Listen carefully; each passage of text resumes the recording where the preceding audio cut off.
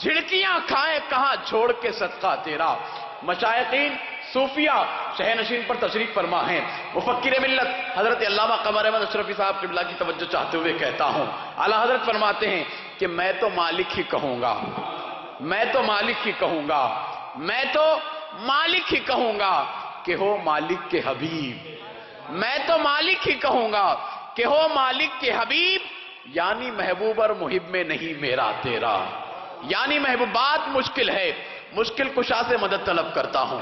حضرات کبھی آپ نے غور کیا ہے کہ کبھی طالب اور مطلوب میں، کبھی عاشق اور معشوق میں، کبھی محب اور محبوب میں یہ نفاق والی بات، یہ تفریق والی بات کہ یہ چیز تیری ہے، یہ چیز میری ہے، کبھی ایسا ہوا ہے؟ کبھی نہیں ہوا، کبھی ایسا نہیں ہوا۔ میں بتاتا ہوں ثابت کرنے کے لیے، اپنے مدعے کو بیان کرنے کے لیے کلمہ طیبہ سے خیرات مانگتا ہوں، کہتا ہوں لا الہ الا اللہ محمد الرسول اللہ۔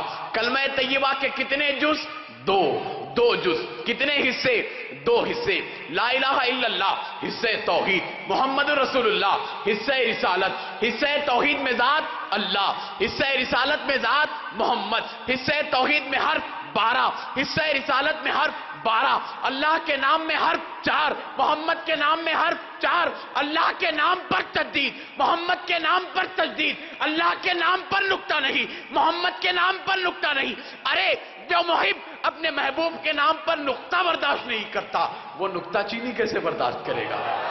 میں تو مالک ہی کہوں گا کہ ہو مالک کے حبیب، یعنی محبوب اور محب میں نہیں میرا تیرا، اور تیرے ٹکڑوں پہ پلے غیر کی ٹھوکر پہ نہ ڈال، جھڑکیاں کھائیں کہاں چھوڑ کے صدقہ تیرا۔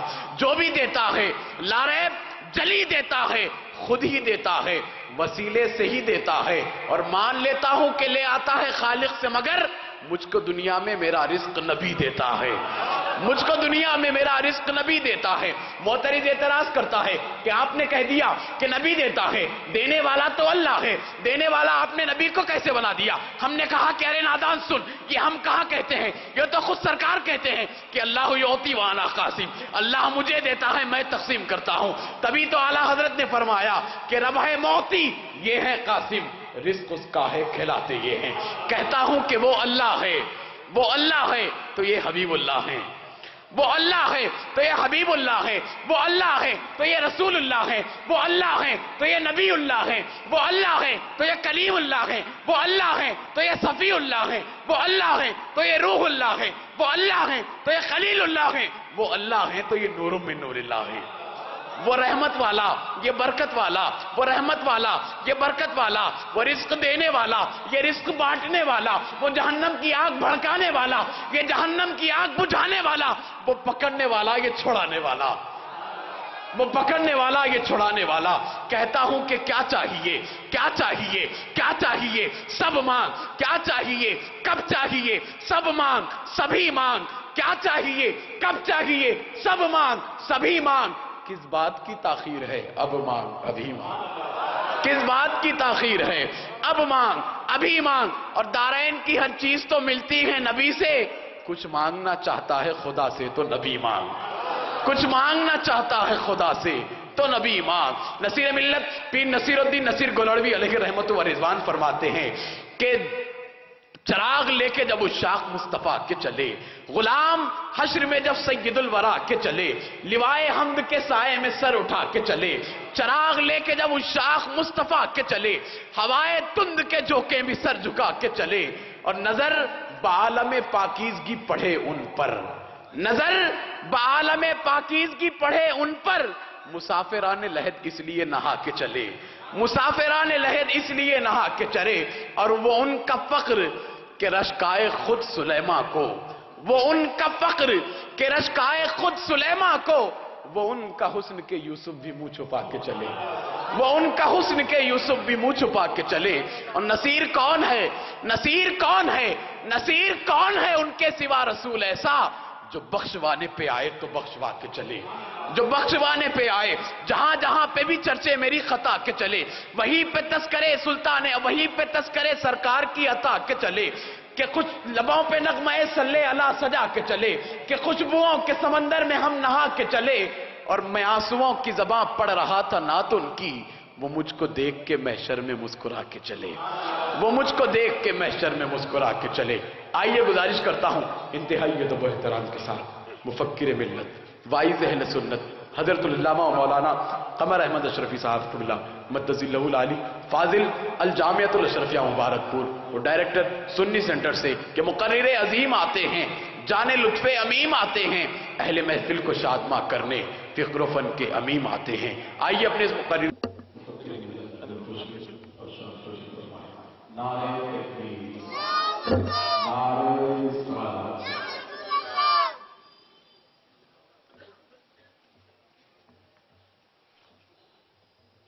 سادات کرام، مشائخ ذوی الاحترام، معززین، حاضرین محترم، برادران ملت اسلامیہ، عزیزان گرامی، السلام علیکم ورحمۃ اللہ وبرکاتہ۔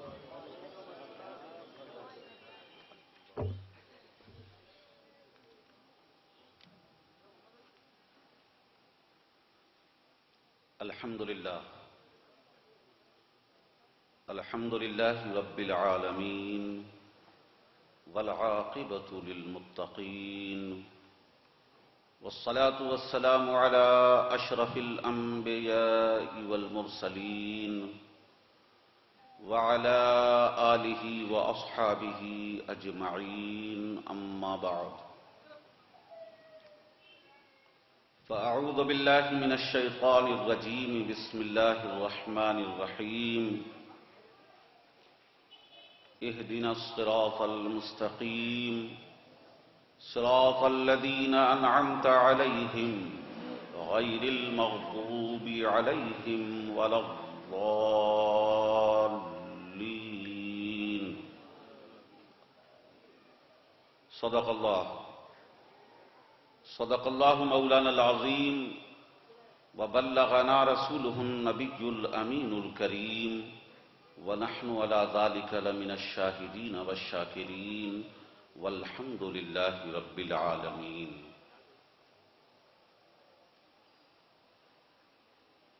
صبح نکھر نکھر گئی، خوشبو بکھر گئی تمام،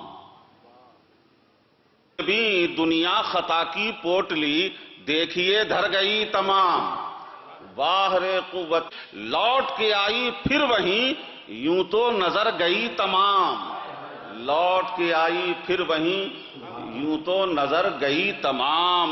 صبح نکھر نکھر گئی، خوشبو بکھر گئی تمام، کون ہنسا کہ یہ زمین نور سے بھر گئی تمام، اور شرک کا سر کچل دیا، شرک کا سر کچل دیا، کفر کی توڑ دی کمر، شرک کا سر کچل دیا، کفر کی توڑ دی کمر، جنبش یک نظر تیری قصہ ہی کر گئی تمام، جنبش یک نظر تیری قصہ ہی کر گئی تمام، کفر شرک کا سر کچل دیا، کفر کی توڑ دی کمر، جنبش یک نظر تیری قصہ ہی کر گئی تمام، کون ہنسا کہ یہ زمین نور سے بھر گئی تمام۔ اور یہ شعریت سے بھرا شعر ہے کہ ان کی ضیائے حسن جب پھیلی جہان حسن میں، ان کی ضیائے حسن جب پھیلی جہان حسن میں، گل کی غزل کی چاند کی شوخی اتر گئی تمام، ان کی ضیائے حسن جب پھیلی جہان حسن میں، ان کی ضیائے حسن جب پھیلی جہان حسن میں، گل کی غزل کی چاند کی شوخی اتر گئی تمام، کون ہنسا کہ یہ زمین نور سے بھر گئی تمام۔ صلی اللہ علیہ یا رسول اللہ، یا رسول اللہ، تیری ذات برگزیدہ تیرا مثل ہے نہ ثانی، تیری ذات برگزیدہ تیرا مثل ہے نہ ثانی، نبی تجھ سا ہم نے پایا یہ خدا کی مہربانی، نبی تجھ سا ہم نے پایا یہ خدا کی مہربانی۔ اور اے تجلی گاہ یزداں، اے عریش ام ہانی، اے تجلی گاہ یزداں، اے عریش ام ہانی، تجھے تکتی ہے بحسرت وہ فضائے آسمانی، تجھے تکتی ہے بحسرت وہ فضائے آسمانی، اور نہ سوال رب ارینی نہ جواب لن ترانی، نہ سوال رب ارینی نہ جواب لن ترانی، سر عرش کر رہا ہے وہ بلا کے مہمانی، سر عرش کر رہا ہے وہ بلا کے مہمانی، نبی تجھ سا ہم نے پایا یہ خدا کی مہربانی۔ اور عاشقوں کے لیے شعر ہے کہ نہ خطا کسی کی ٹھہری نہ گناہ کسی کا ٹھہرا، نہ خطا کسی کی ٹھہری، میدان قیامت میں شفاعت مصطفیٰ کا منظر جب حدیث پاک کی روشنی میں نظروں میں گھومتا ہے تو نہ خطا کسی کی ٹھہری نہ گناہ کسی کا ٹھہرا، تیرے بحر بے کرام میں وہ غضب کی ہے روانی، تیرے بحر بے کرام میں وہ غضب کی ہے روانی، نہ خطا کسی کی ٹھہری نہ گناہ کسی کا ٹھہرا، تیرے بحر بے کرام میں وہ غضب کی ہے روانی، اور نہ خطائیں دیکھتا ہے نہ سزائیں دیکھتا ہے، نہ خطائیں دیکھتا ہے نہ سزائیں دیکھتا ہے، لیے جاتا ہے بہا کے تیری رحمتوں کا پانی، لیے جاتا ہے بہا کے تیری رحمتوں کا پانی، نبی تجھ سا ہم نے پایا یہ خدا کی مہربانی۔ اور یا رسول اللہ تو بہار ہر چمن ہے تو ہی جانے انجمن ہے، تو بہار ہر چمن ہے تو ہی جانے انجمن ہے، تو ہی آبروئے ہستی تو ہی نور زندگانی، نبی تجھ سا ہم نے پایا یہ خدا کی مہربانی۔ اور عقیدے اور عقیدت کا شعر سنیں کہ مجھے مزدعے شفاعت نہ سناؤ تم فرشتوں، مجھے مزدعے شفاعت نہ سناؤ تم فرشتوں، یہ نوید میں سنوں گا تو حضور کی زبانی، یہ نوید میں سنوں گا تو حضور کی زبانی، نبی تجھ سا ہم نے پایا یہ خدا کی مہربانی۔ اور یہ بیان شان رحمت ہے ضیا کھلی حقیقت، یہ بیان شان رحمت ہے ضیا کھلی حقیقت، نہ یہ چاند کا ہے قصہ نہ یہ پھول کی کہانی، نبی تجھ سا ہم نے پایا یہ خدا کی مہربانی۔ آئیے عقیدت و محبت کے ساتھ اپنے اور ساری کائنات کے مرکز عقیدت سید عالم نور مجسم سیاح لا مقام علی کے انس و جاں خاتم النبیین سید المرسلین رحمت للعالمین تاجدار کائنات ارواحنا فدا محمد الرسول اللہ صلی اللہ تعالی علیہ وآلہ وسلم کی بارگاہ بیکس پناہ میں نہایتی عقیدت و محبت اور خلوص و احترام کے ساتھ درود پاک کا نذرانہ پیش کر لیں۔ اللہم صلی علی سیدنا و مولانا محمد وعلی آل سیدنا و مولانا محمد وبارک وسلم، صلو علیہ صلاۃ و سلاما علیک یا حبیبی یا رسول اللہ صلی اللہ تعالی علیہ وسلم۔ محترم حاضرین کرام، برادران ملت اسلامیہ، عزیزان گرامی، میرے آنے کے بعد سے لے کر اب تک اس نورانی محفل نے ایسا رنگ بنایا ہے کہ بات نثر میں کرنے کو جی ہی نہیں چاہتا، جی چاہتا ہی نہیں کہ نثر میں بات کی جائے، پورا ماحول نظم آگین ہے، نظم ہی نظم میں لوگ سمجھ رہے ہیں۔ اور الحمدللہ نثر اور نظم میں فرق یہ ہوتا ہے کہ نثر سنتے لوگ زیادہ ہیں، سمجھتے کم ہیں، اور نظم میں سننے میں کم دکھتا ہے، سمجھتے بہت زیادہ ہیں، سمجھتے بہت زیادہ ہیں۔ اس لیے اشعار سننے میں بڑا مزہ آتا ہے اگر بات سمجھ میں آ گئی۔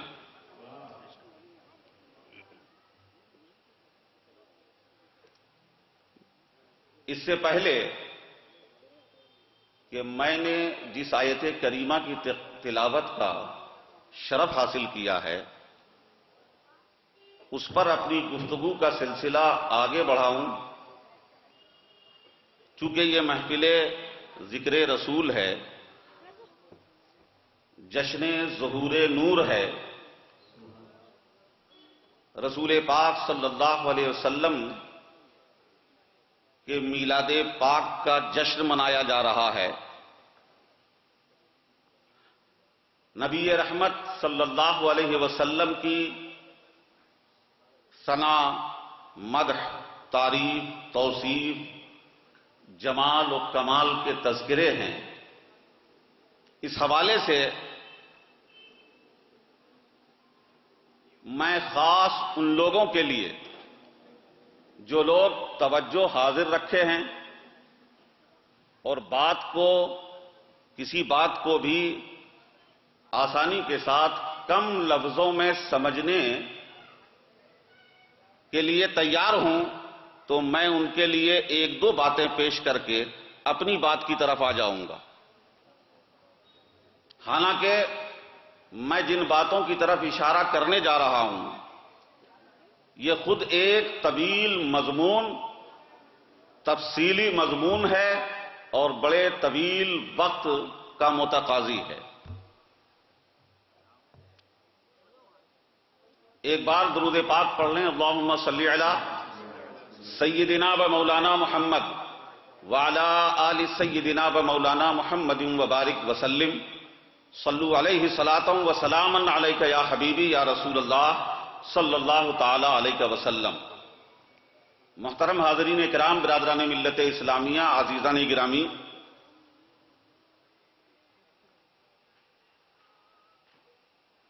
جیسا کہ آپ کو معلوم ہے کہ یہ دور جس میں ہم اور آپ جی رہے ہیں، سانس لے رہے ہیں،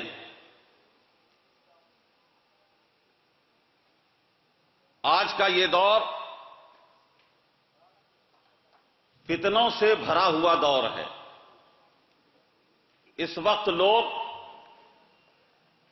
لوگوں کے دلوں میں اطمینان سے زیادہ بے چینی اور نفرت کے جراثیم پیدا کر رہے ہیں. بات سمجھنے کی کوشش کم کی جا رہی ہے، تنقیدیں، اعتراضات، سوالات کا سلسلہ زیادہ جاری ہے. ایسے دور میں ہم اور آپ جی رہے ہیں. میں آپ حضرات کے لیے،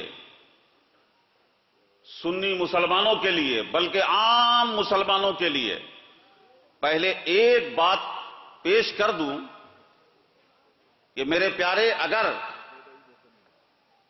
صحیح دین، ایمان، عقیدے کو سمجھنا ہے اور صحیح دین پر قائم رہ کر چلنا ہے تو امت مسلمہ کے لیے ایک بڑی ضروری بات یہ ہے کہ میرے پیارے، کبھی بھی چلتے پھرتے کسی کی بات بتانے سے چند روایات یا آیات پیش کر دینے کے بعد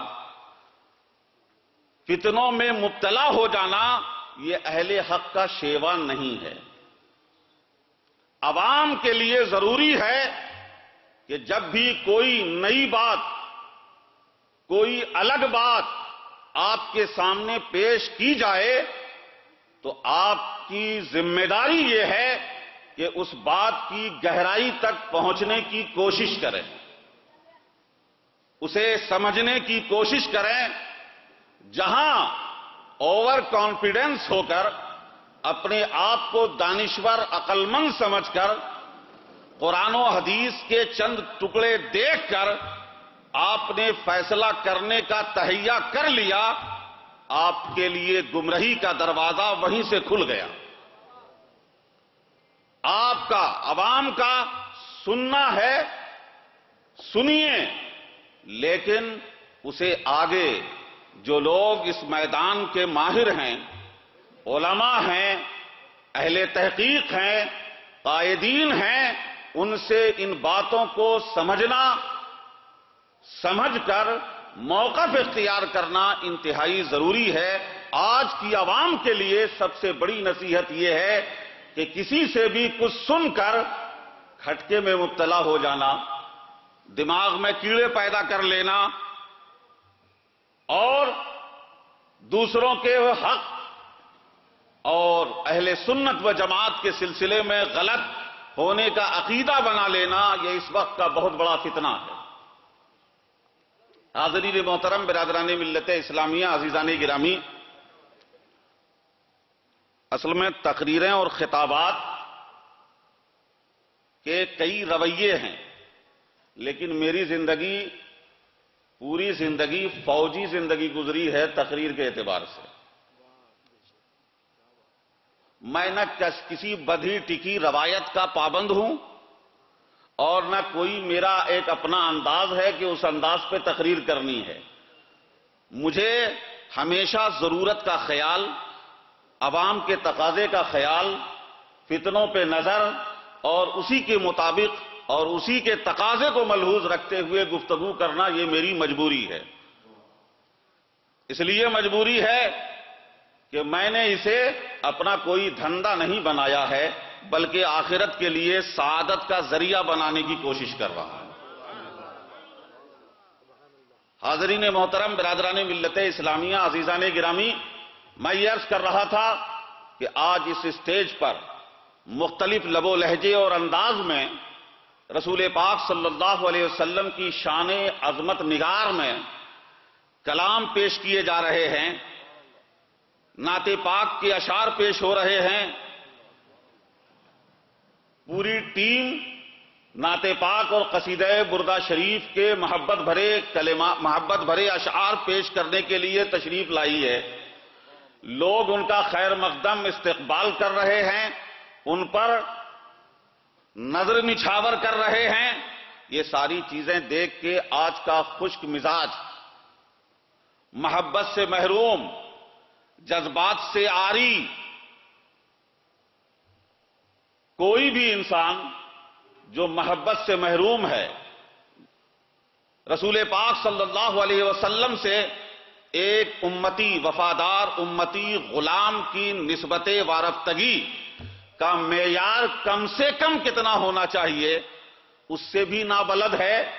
ایسوں کو تو یہ عجوبہ نظر آئے گا، کبھی بدعت نظر آئے گی، کبھی کچھ شرک نظر آئے گا، کبھی کچھ سے کچھ نظر آئے گا، اسے کچھ سمجھ میں نہیں آئے گا.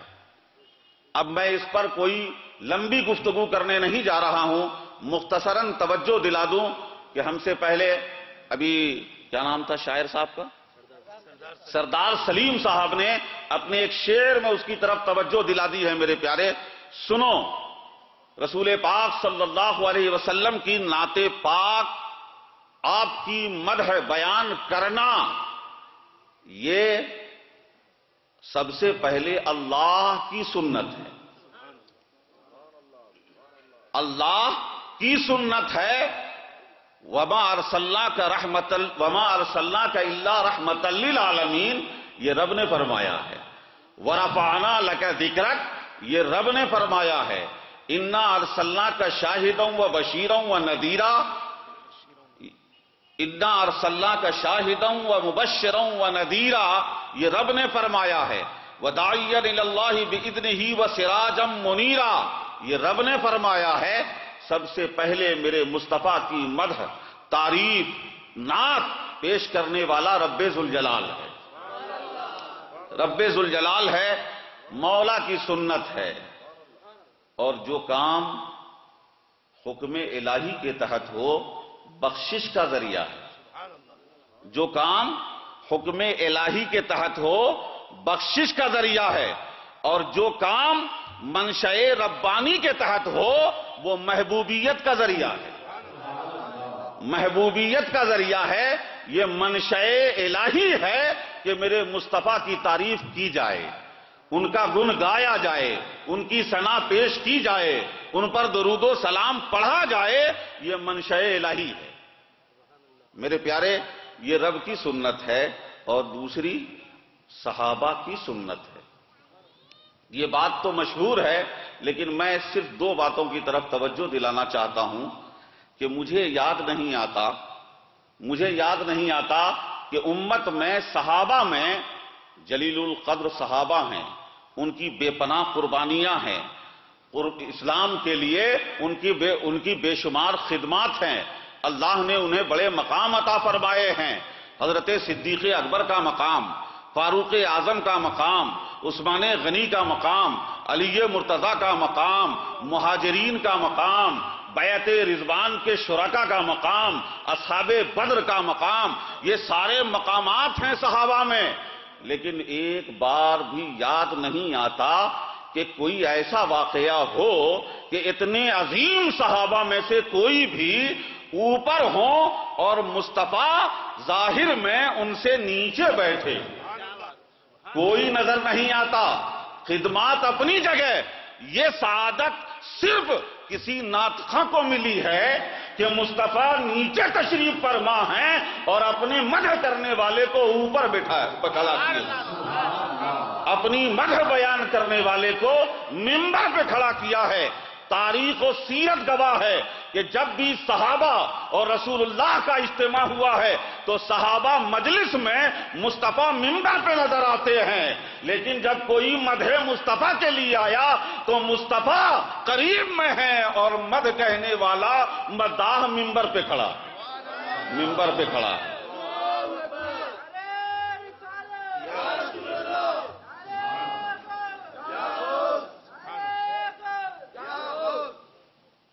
ایک روایت میں آیا، بس مضمون بتا دوں کہ حضرت عائشہ صدیقہ رضی اللہ تعالی عنہا حجرے میں تشریف فرما تھی.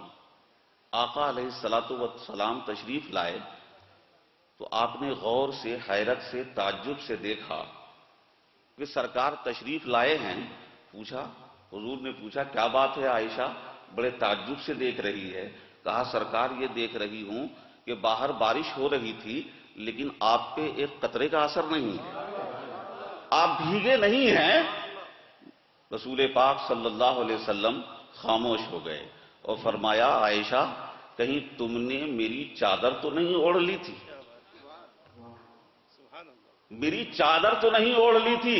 کہا یا رسول اللہ کیا مطلب ہے؟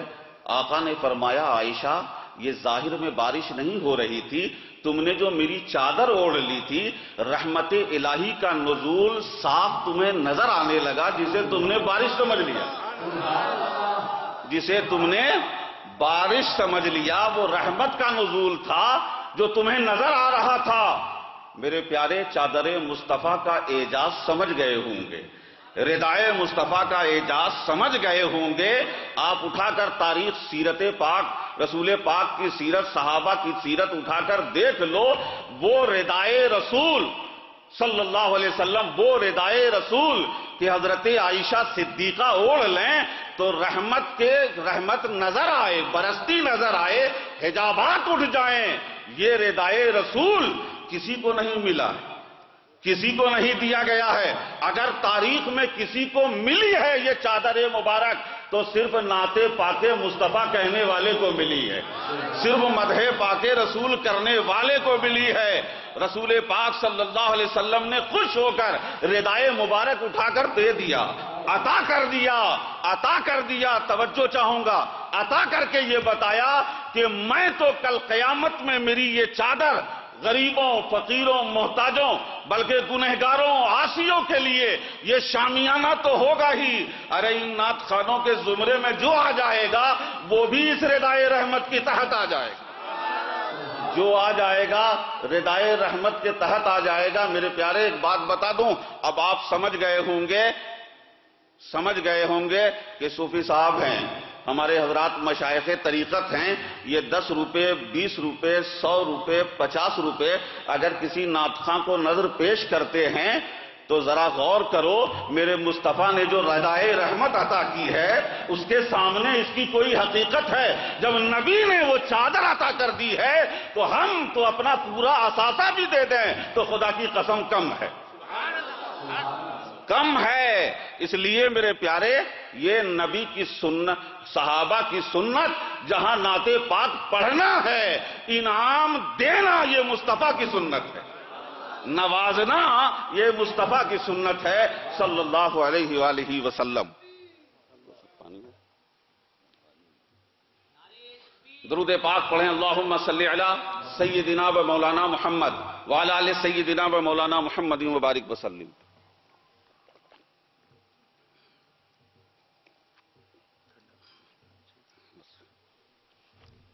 اور ایک بات کی طرف توجہ دلا دوں، یہیں سے ملتی ہوئی بات ہے کہ آقا نے عالم بیداری میں اپنی مدح کرنے والے کو ردائے مبارک عطا فرما دی، اور تاریخ انسانیت میں نبی کی ردائے پاک، بیداری میں بھی ملی ہے تو کسی ناطخواں کو ملی، اور خواب میں بھی ملی ہے تو قصیدہ بردہ لکھنے والے حضرت شرف الدین بوصیری رحمت اللہ علیہ کو ملی۔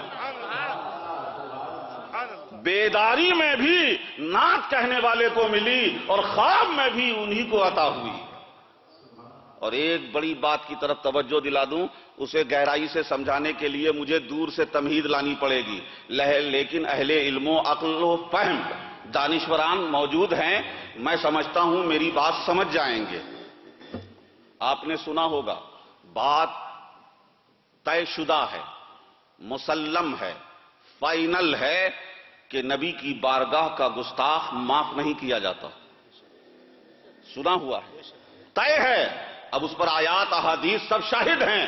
نبی کی بارگاہ کا گستاخ رسول پاک صلی اللہ علیہ وسلم کی، میں صرف منظر اور ایک سرسری بات پیش کر کے گزر رہا ہوں، جو لوگ پڑھے لکھے ہیں وہ اپنی معلومات کو جوڑ لیں گے، نتیجہ نکل جائے گا کہ رسول پاک صلی اللہ علیہ وسلم کی بارگاہ کا گستاخ معاف نہیں کیا جاتا ہے، اور دنیا میں دنیاوی احکام کے اعتبار سے اس کی توبہ بھی قبول نہیں ہے، توبہ بھی قبول نہیں ہے۔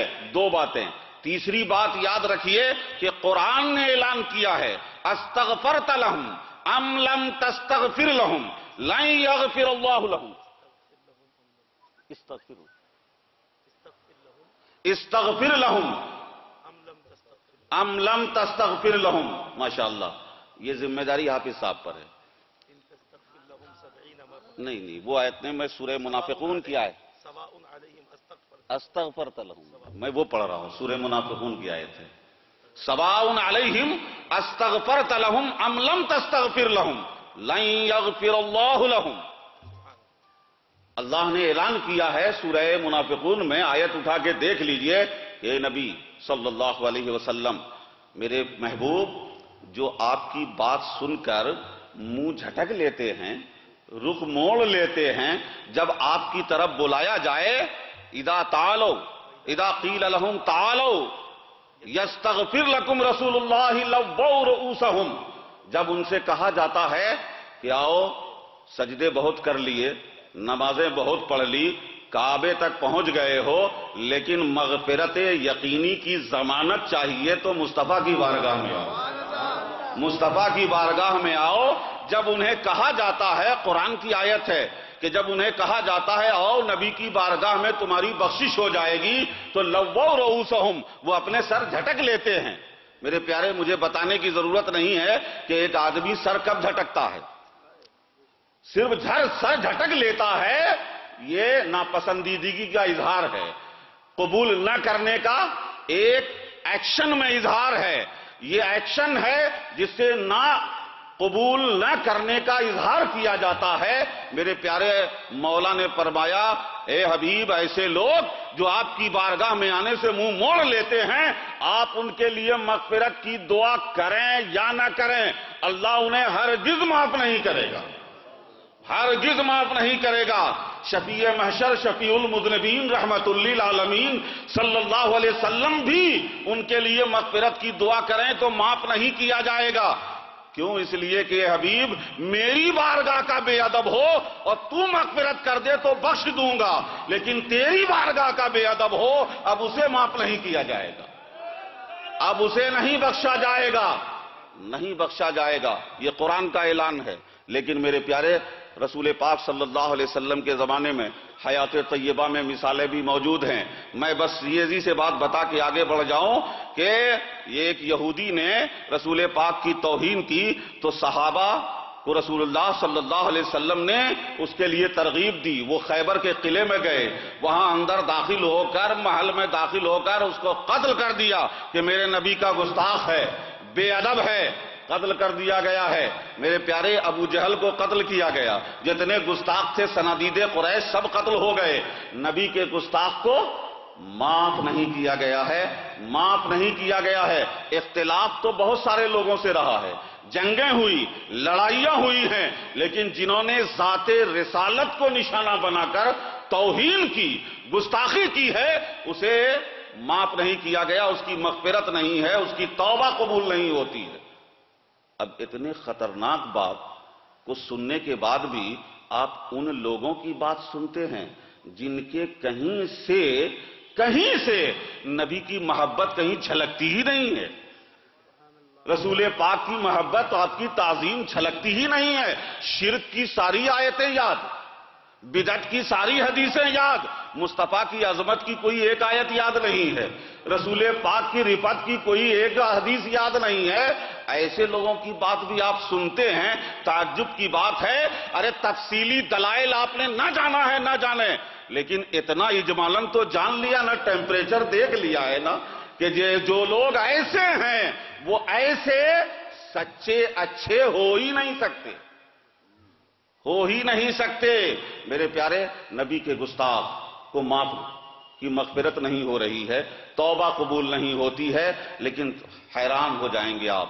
فتح مکہ کے بعد ایک شخص ہے جس نے رسول پاک صلی اللہ علیہ وسلم کی گستاخی کی تھی، اور اس کے لیے آقا نے یہ اعلان فرما دیا تھا کہ جہاں ملے قتل کر دو، اسے قتل کر دیا۔ باقی لوگوں کو جس نبی نے مکے میں ستانے والے سارے دشمنوں کو معاف کر دیا کہ لا تثریب علیکم اليوم انتم الطلقاء، تم آج آزاد ہو، تم پر کوئی پرشش نہیں، کوئی انتقام نہیں، سارے ظالموں کو معاف کر دیا، لیکن گستاخ کے بارے میں فرمایا جہاں ملے اسے قتل کر دیا جائے۔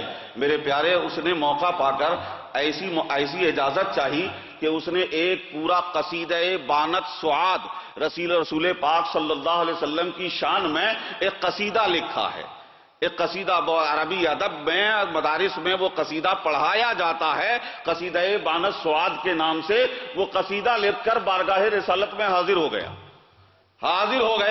آقا علیہ الصلوۃ والسلام کی بارگاہ میں حاضر ہوا، آیا، اس نے نعتیہ اشعار پیش کیے، قصیدہ پیش کیا ہے۔ اس کے قصیدے کے شعر میں ایک جگہ میرے آقا نے اصلاح بھی فرما دی، پورا قصیدہ پیش کر دیا، معافی ہو گئی۔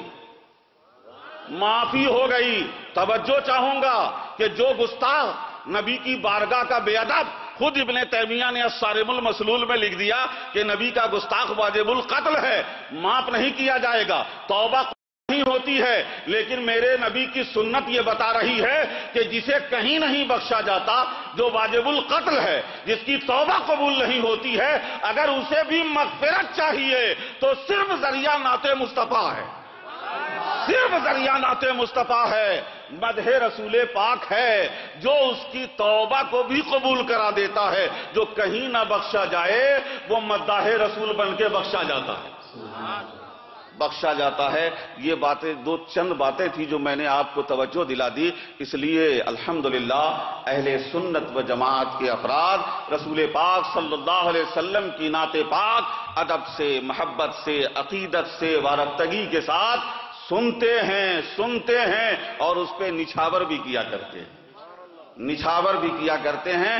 کوئی دینے والا یہ نہ سوچے، کوئی دیکھنے والا، دینے والے نہیں سوچتے ہیں، دیکھنے والے زیادہ سوچتے ہیں کہ اتنا دے دیا جا رہا ہے، کیا ضرورت ہے، اس کی کیا ضرورت تھی۔ دینے والے نہیں سوچتے، دیکھنے والے سوچتے ہیں۔ ان کو یہ سمجھ لینا چاہیے کہ دینے والے کی جہاں نظر ہے، دیکھنے والے کی نظر نہیں ہے۔ دینے والے کی نظر میرے نبی کی عطا پر ہے کہ آقا عطا فرما رہے ہیں، ہم تو غلام ہیں، انہی کا صدقہ عطا کر رہے ہیں۔ اور یہ کرم ہے میرے آقا کا کہ ہمارے سنیوں کے ساتھ نہ کوئی حکومت ہے، نہ کوئی گورنمنٹ ہے، نہ کوئی ڈالر ہے، نہ کوئی پاؤنڈ ہے، نہ کوئی ریال ہے، نہ کہیں سے فنڈنگ ہے، نہ کچھ ہے، پھر بھی یہ آقا کے غریب غلام اپنے آقا کے نام پہ اتنا دے دیتے ہیں۔ لینے والے، سنو، دین کے نام پر، تراویح کے نام پر، سنت کے نام پر، حدیث کے نام پر لینے والے تو ملیں گے، دینے والے نبی کے نام پہ نہیں ملتے ہیں۔ یہ صرف سنیوں کا مقدر ہے، سنیوں کا مقدر ہے۔ درود پاک پڑھ لیں، اللہم صلی علی سیدنا و مولانا محمد وعلی آل سیدنا و مولانا محمد وبارک وسلم، صلو علیہ صلاۃ و سلاما علیک یا حبیبی یا رسول اللہ صلی اللہ تعالی علیہ وسلم۔ حاضرین محترم، یہ باتیں خاص طور پر میں گزارش کے ساتھ پیش کرتا ہوں کہ جو لوگ کہیں بھی مجمع میں، عوام میں گفتگو کرتے ہیں، میں نے اشارے دے دیے ہیں، آپ کتابوں میں تلاش کر لیں گے، سب جمع ہو جائے گا۔ ساری چیزیں جمع ہو جائیں گی، اسے جمع کر کے لوگوں میں عام کیجیے۔ اس لیے میں نے یہ اشارے دیے ہیں۔ میں نے اپنے خطبہ مسنونہ کے بعد جس آیت کریمہ کی تلاوت کا شرف حاصل کیا ہے، اللہ تبارک و تعالی ارشاد فرماتا ہے اہدنا الصراط المستقیم۔ رب نے دعا کی تعلیم دیتے ہوئے ارشاد فرمایا اے میرے بندو پڑھو اہدنا الصراط المستقیم، اے اللہ ہمیں سیدھی راہ چلا۔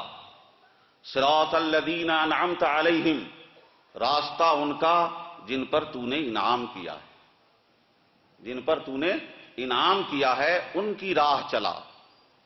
غیر المغضوب علیہم ولا الضالین، نہ ان کا راستہ جن پر غضب کیا گیا، نہ ان کا راستہ جو بھٹک گئے، نہ گمراہوں کا راستہ، نہ غضب زدہ افراد کا راستہ۔ جن پر غضب کیا گیا ان کا بھی راستہ نہیں۔ ترجمہ پہلے آرام سے سمجھ لیجئے، دماغ میں بات واضح کر لیجئے۔ جو آگے میں بتانا چاہتا ہوں انشاءاللہ بڑی تیزی کے ساتھ سمیٹوں گا، اس لیے کہ میرے بعد ابھی مقررین کی فہرست ہے، ان کے بھی خطابات آپ کو سننے ہیں۔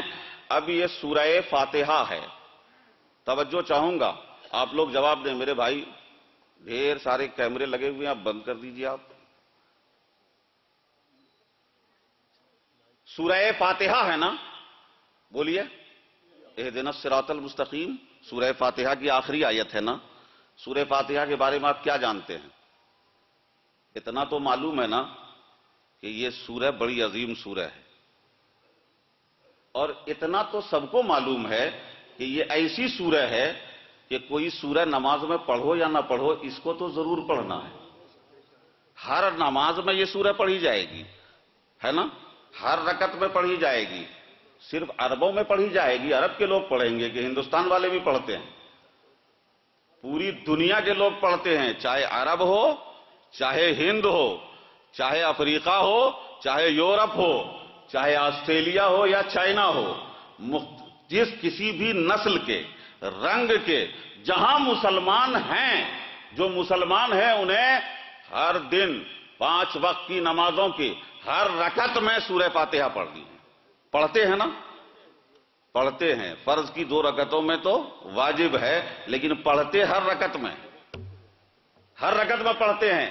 میں توجہ چاہوں گا کہ واہ، پورا قرآن ہے، پورا قرآن ہے، لیکن سارے قرآن میں سے صرف ایک سورہ ہے جس کو ہر نماز کی ہر رکعت میں اللہ نے رکھ دیا ہے، حکم دے دیا ہر رکعت میں پڑھنا ہے۔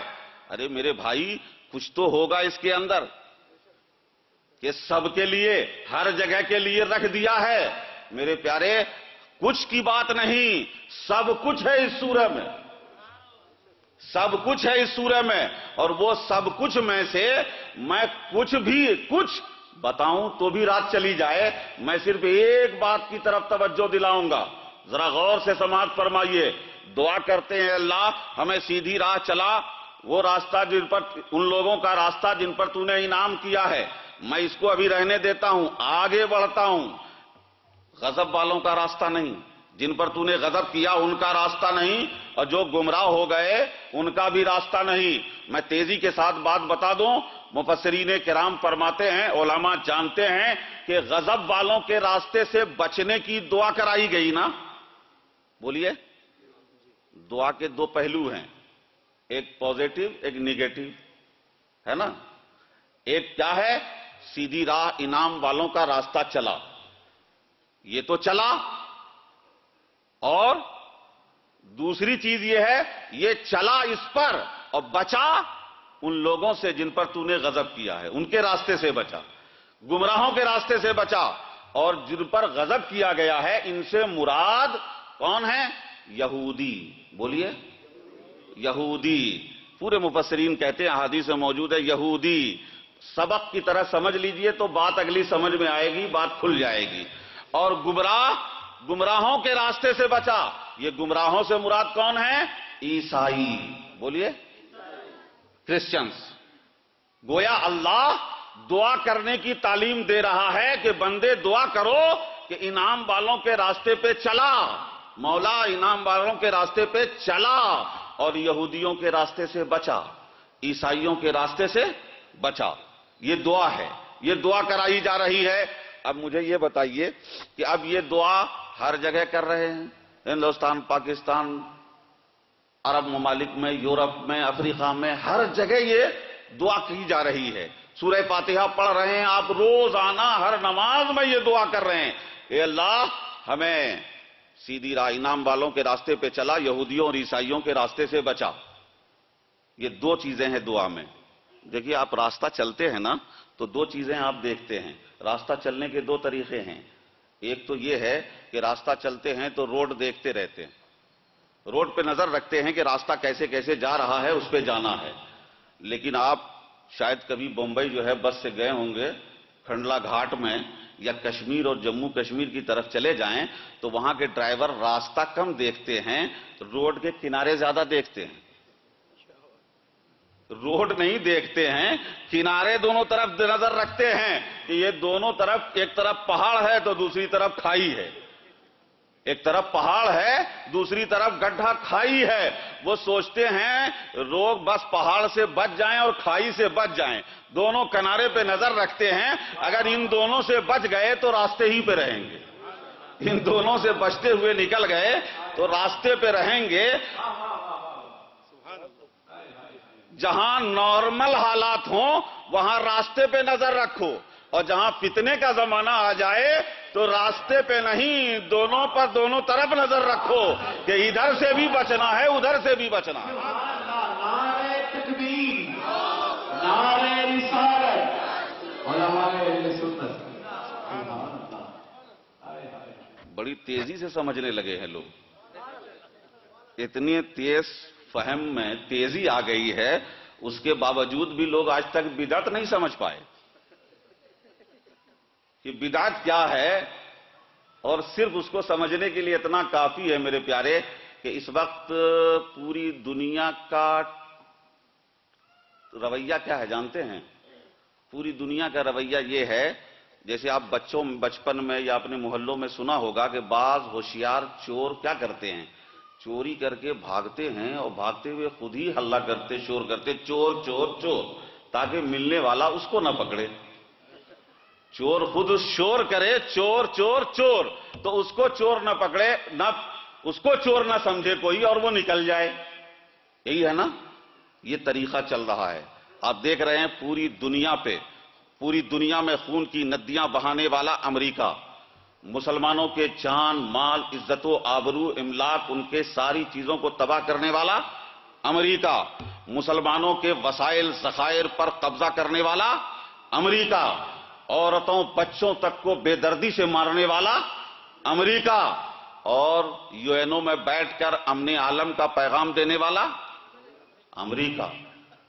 امریکہ اب جب بابا کا یہ عالم ہے تو اولاد کا نیچر کیا ہوگا؟ اولاد کا نیچر کیا ہوگا میرے پیارے؟ میں سمجھانا یہ چاہتا ہوں، یقین جانیے، میں اس پر قسم کھا کے کہہ سکتا ہوں کہ جو زیادہ بدعت کہتا ہے، آپ یقین کر لیجئے سب سے بڑا بدعتی وہی ہے، سب سے بڑا بدعتی وہی ہے۔ اس لیے کیوں آپ سوچیں گے میں دلائل سے ثابت کرنا ہو تو سنی سینٹر تشریف لائیے، میں بتا دیتا ہوں کتنی بدعتیں ہیں کہ جو سب سے زیادہ بدعت کرتا ہے وہی سب سے بڑا آج دنیا کا بدعتی ہے۔ لیکن میں کامن سینس کی بات کرتا ہوں، ایک دلیل دیتا ہوں، اسے کیچ کیجئے کہ بدعت کرنے والا سب سے بڑا بدعتی اس لیے ہے کہ یہ اتنا بدعت بول رہا ہے جتنا نہ میرے آقا نے کہا، نہ صحابہ نے کہا، نہ تابعین نے کہا، نہ ائمہ مجتہدین نے کہا۔ ارے یہ کہتے ہیں یہ رسول اللہ نے نہیں کیا، صحابہ نے نہیں کیا، تابعین نے نہیں کیا، اسلاف نے نہیں کیا، لہذا بدعت ہے۔ تو ان سے پوچھو یہ بات بات پر بدعت کہنا، یہ رسول اللہ نے کیا ہے، یہ صحابہ نے کیا ہے، یہ تابعین نے کیا ہے۔ ارے ہر بات پر بے سمجھے بوجھے بدعت کہنا، یہ خود بہت بڑی بدعت ہے، یہ خود بہت بڑی بدعت ہے جو کبھی نہیں تھی، یہ 1923 کے بعد سے شروع ہوئی۔ اب بات ادھر چلی جائے گی تو پھر رات چلی جائے گی، اس لیے میں پھر اپنی بات پہ آ جاؤں کہ اے اللہ اب اتنے سے پہ رہیے، سیدھی راہ چلا، انعام والوں کا راستہ چلا، اب سمٹ کے اتنے پہ رہیے کہ ہر دن، ہر صبح و شام دن میں 5 بار ہر رکعت میں کہنا اے اللہ یہودی کے راستے سے بچا، اے اللہ عیسائی کے راستے سے بچا۔ یہ دعا کرنی ہے نا؟ اچھا یہ دعا کرنی ہے، غور سے دماغ میں رکھ لیجئے کہ یہ دعا کرنی ہے، یہ دعا کرنی ہے، ہر ایک کو کرنی ہے، ہر ایک کو صبح و شام 5 وقت یہ دعا کرنی ہے، ہر رکعت میں یہ دعا کرنی ہے۔ لیکن کیا میرے پیارے ایک بات سمجھ میں آتی ہے آپ کو کہ یہ ان کو بھی پڑھنا ہے جس نے پوری زندگی میں نہ یہودی کو دیکھا نہ عیسائی کو دیکھا، نہ یہودی کو دیکھا نہ عیسائی کو دیکھا ہے۔ ارے گاؤں میں بہت سارے مسلمان ایسے ہوں گے جنہوں نے پوری زندگی گزر گئی، ایک یہودی سے ملاقات نہیں ان کی، ایک عیسائی کو وہ نہیں جانتے ہیں، ان کو بھی ہر دن پڑھنا ہے کہ اللہ یہودی کے راستے سے بچا۔ ایسا ملک اور ایسی جگہ بھی ہے جہاں یہودی نہیں ہے، عیسائی نہیں ہے، ایسا شہر بھی ہے، ایسی جگہ بھی ہے جہاں ایک بھی یہودی نہیں، عیسائی نہیں، وہاں بھی نماز میں پڑھنا ہے اللہ یہودی کے راستے سے بچا، اے اللہ عیسائی کے راستے سے بچا۔ بات سمجھ میں نہیں آئی کہ یہ بیماری ہو، مرض کا خطرہ ہو تو آپ اس کے لیے دعا کریں اے اللہ بچا، اے اللہ بچا، جہاں ہے ہی نہیں پھر بھی دعا کرنی ہے، پھر بھی دعا کرنی ہے۔ میرے پیارے بات سمجھیں، اللہ نے کسی کو خاص نہیں کیا ہے، سب کو یہ دعا کرنی ہے، یہودی کے راستے سے بچا، عیسائی کے راستے سے بچا۔ تو میرے پیارے ایک جواب تو غوث اعظم نے اپنی تفسیر میں ایک لفظ میں دے دیا، ایک لفظ میں دے دیا۔ مفسرین کرام تفسیر کرتے ہیں کہ غضب والوں سے مراد یہودی ہیں، ان کے راستے سے بچنے کی دعا کرو، گمراہوں سے مراد عیسائی ہیں، ان سے بچنے کی دعا کرو۔ لیکن غوث اعظم تفسیر جیلانی میں تفسیر کرتے ہوئے فرماتے ہیں کہ یہ غضب والے یہودی یا یہودی جیسے ہیں، یہودی یا ہم الیہود و امثالہم، کہ وہ یہود ہیں اور ان جیسے ہیں، اور ضالین سے مراد نصارہ یا نصارہ جیسے ہیں۔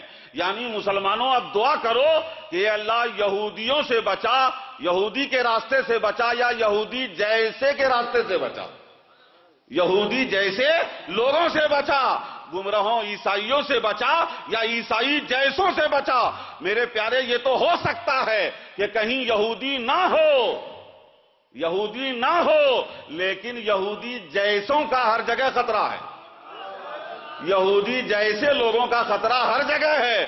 یہ ہو سکتا ہے کہ عیسائی نہ ہو، لیکن عیسائی جیسوں کا خطرہ ہر جگہ ہے۔ اس لیے مولا نے فرمایا یہ نہ دیکھنا کہ یہاں یہودی نہیں ہے، عیسائی نہیں ہے، اب ان سے بچنے کی دعا کر رہے ہیں۔ سنو، یہودی ہوں گے یا یہودی جیسے ہوں گے، عیسائی ہوں گے یا عیسائی جیسے ہوں گے، اس لیے دعا کرتے رہو، اس لیے کہ امت میں سب سے بڑا فتنہ اور خطرہ یہی ہے۔ اب غور سے سنیے، ایک حدیث پاک پیش کر کے بات کو تیزی سے سمجھ دوں، بات بہت لمبی ہے۔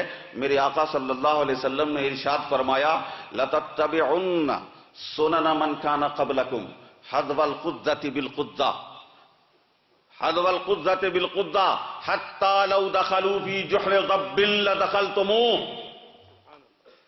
میرے آقا نے فرمایا، سنو، صحابہ سے فرما رہے ہیں، امت کے بارے میں فرما رہے ہیں کہ سنو، تم لوگ ضرور ضرور اپنے پہلے والوں کے طریقے پر عمل کرو گے، اپنے پہلے مسلمان سے پہلے جو گزرے ہیں ان کے طریقے پہ ضرور ضرور عمل کرو گے۔ اور کیسا عمل کرو گے؟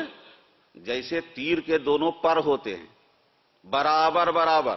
بعض حدیث پاک میں ہے شبرم بے شبرن، ایک ایک بالشت پیروی کرو گے پچھلی امت کی، ایک ایک بالشت، کہیں ہے ذراعم بے ذراعین، ایک ایک ہاتھ برابر کے برابر، جیسے ایک ہی ہاتھ سے 2 ہاتھ کر لیں یا دونوں ہاتھ جیسے برابر ہیں، ویسے ہی تم پچھلی امت کی پیروی کرو گے۔ پیارے سن لیں، میرے آقا نے فرما دیا ہے کہ تم پچھلی امت کی ضرور ضرور پیروی کرو گے۔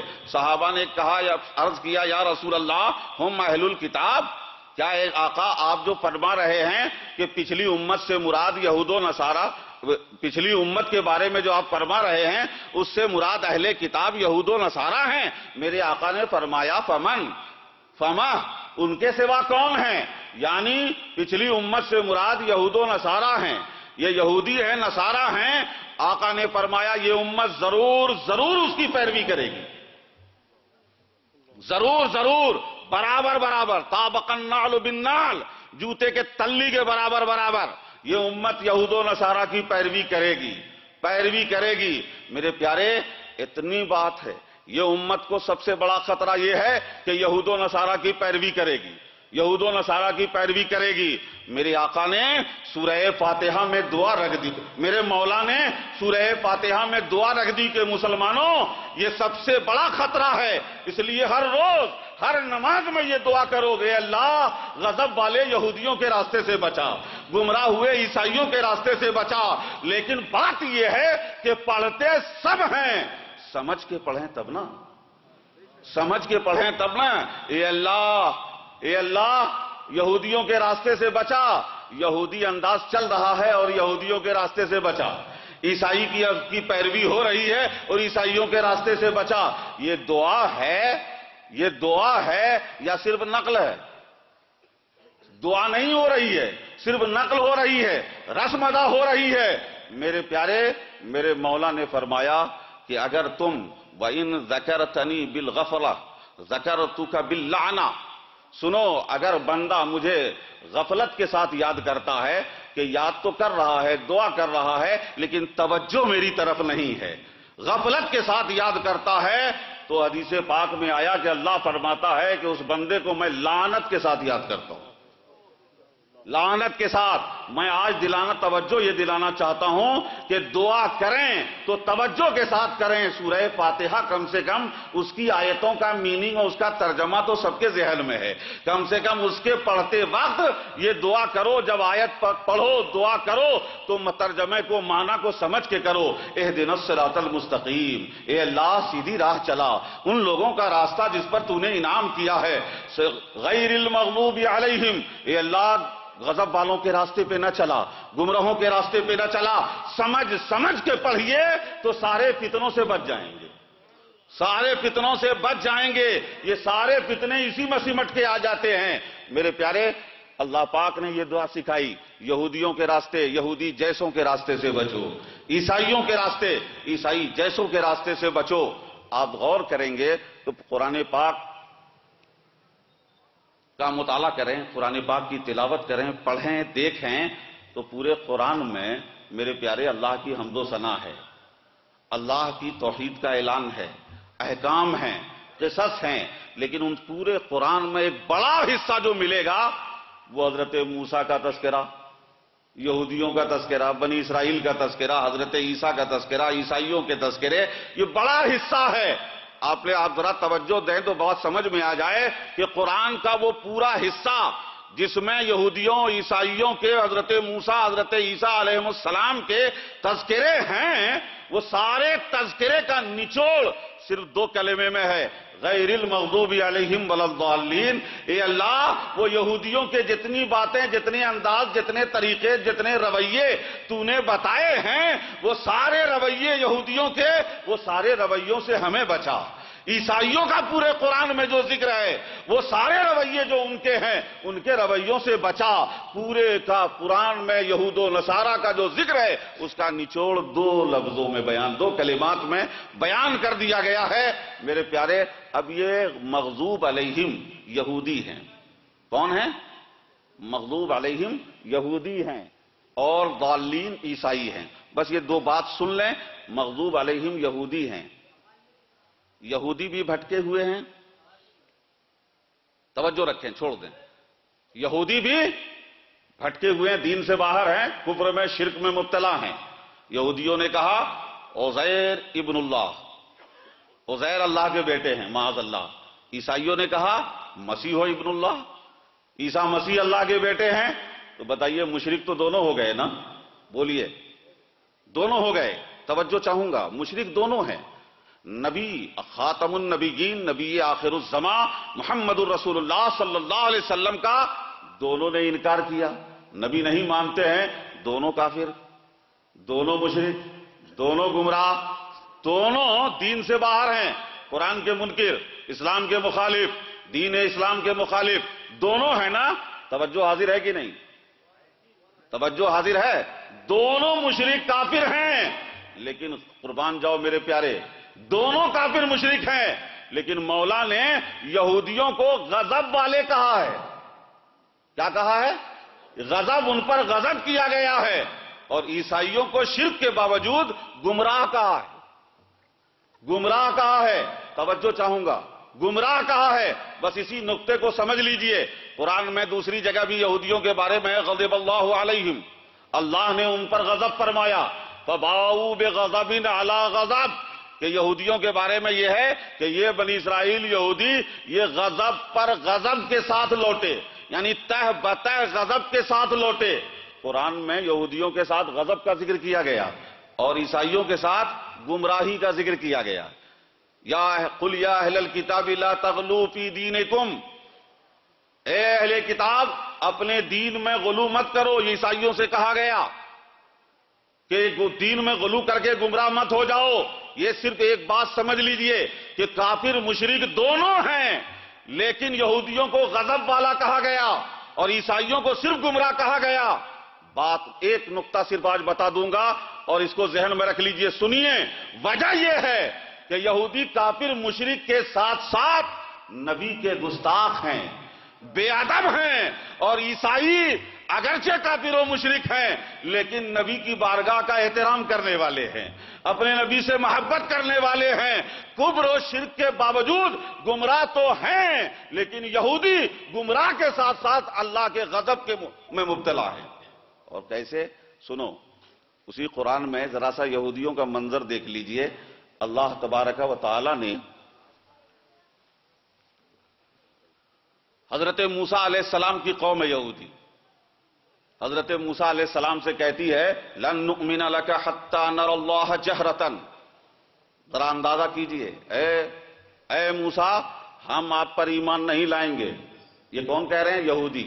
ہم آپ پر ایمان نہیں لائیں گے جب تک کھلم کھلا اللہ کو نہ دیکھ لیں، کھلم کھلا اللہ کو نہ دیکھ لیں، ہم آپ پر ایمان نہیں لائیں گے۔ ذرا انداز دیکھیے، نبی کو چیلنج کر رہے ہیں، ہم نہیں مانیں گے جب تک اللہ کو نہ دکھا دے۔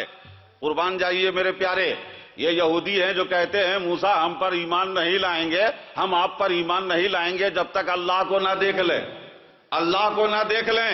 اور یہ مصطفیٰ کی امت ہے صلی اللہ علیہ وسلم، مصطفیٰ کی امت ہے صلی اللہ علیہ وسلم، جس نے نبی کو دیکھا اسی کو خدا کا دیدار سمجھا، خدا کا دیدار سمجھا۔ من رآنی فقد رأى الحق، جس نے مجھے دیکھا اس نے حق دیکھا، اور جس نے مجھے دیکھا اس نے حق کو دیکھا، حق کو دیکھا۔ نبی کا دیدار ہوا، ایمان لے آئے، دیکھا چہرہ گرویدہ ہو گئے۔ یہ یہودی ہیں جو نبی کے دیکھ کے بھی کہتے ایمان نہیں لائیں گے جب تک اللہ کو نہ دکھا دے۔ اور ایک بات نہیں، آئیے قرآن پاک میں اللہ پاک نے حضرت موسیٰ علیہ السلام کو حکم دیا کہ قوم طالوت جبابرہ سے جا کر جہاد کیجئے، بنی اسرائیل کو لے کر جائیے اور ان سے جہاد کیجئے۔ میں صرف مزاج بتانا چاہتا ہوں، سنو میرے پیارے۔